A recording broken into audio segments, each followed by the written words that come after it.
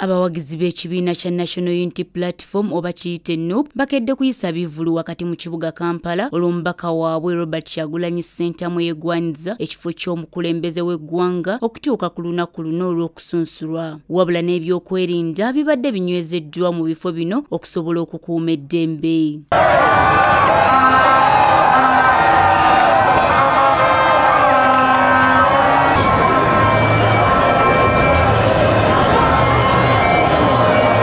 Oluvannyuma lw'amawulire abawagizi b'omubaka Robert Kyagulanyi Ssentamu okubagwa mu matu nti amaze okusunsulwa bayisizza ebivulu nga bwe bajaganya, wabula poliisi esitukiddemu n'ebakubamu omukka ogubalagala okusobola okutaakiriza embeera, era ababadde bakola effujjo balabiddwako nga bakwatibwa.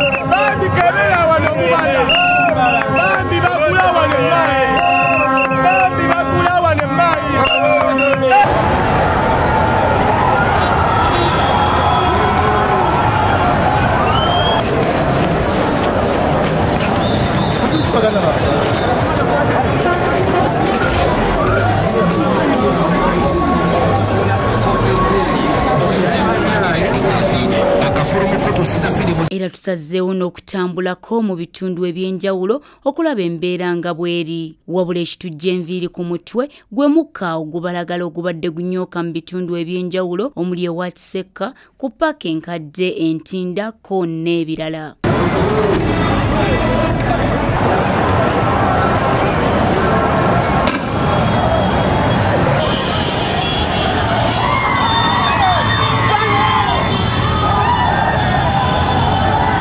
Wetuviiridde mu kibuga Kampala ng'embeera etandise okudda mu nteeko nga n'abantu bazzeemu okukola emirimu gyabwe. Edith Nabagereka, STV Select ey'enjawulo.